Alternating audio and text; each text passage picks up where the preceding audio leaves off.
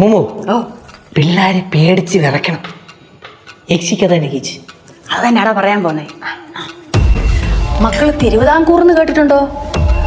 തിരുവിതാംകൂറിലെ നാടോടി കഥയിലെ ഒരു പ്രസിദ്ധമായ കഥാപാത്രമായിരുന്നു കള്ളിയങ്കാട്ട് നീലി. തിരുവനന്തപുരത്തെ ഈ പഞ്ചവങ്കാട്ടിലാണ് ഈ നീലി വിഹരിച്ചിരുന്നത്. കുറേ ദൂരം അവരങ്ങനെ പോയി. അപ്പൊ പിന്നെ അല്ലിക്ക് വിശ്രമിക്കണം. അങ്ങനെ അവരൊരു സ്ഥലത്ത് വിശ്രമിക്കാനിരുന്നു. ഈ ദുഷ്ടനായ നമ്പി എന്തോ ഇതെന്നറിയാവോ? ഈ അല്ലി കിടന്നുറങ്ങിയപ്പം ഒരു വലിയ പാറക്കല്ലെടുത്ത് ഈ അല്ലിയുടെ തലയ്ക്ക് ഒറ്റയടി വെച്ചു കൊടുത്തു. പിന്നെന്തിനാ കൊന്നത്? ഈ നമ്പിക്കുണ്ടല്ലോ അല്ലിയോടല്ലായിരുന്നു സ്നേഹം. അല്ലിക്ക് ഒരുപാട് സ്വർണങ്ങളുണ്ടായിരുന്നു. ആ സ്വർണത്തിലായിരുന്നു നമ്പിയുടെ കണ്ണ്. നീ പിന്നെ പ്രതികാരം ചെയ്തില്ലേ? പിന്നെ ചെയ്യത്തില്ല.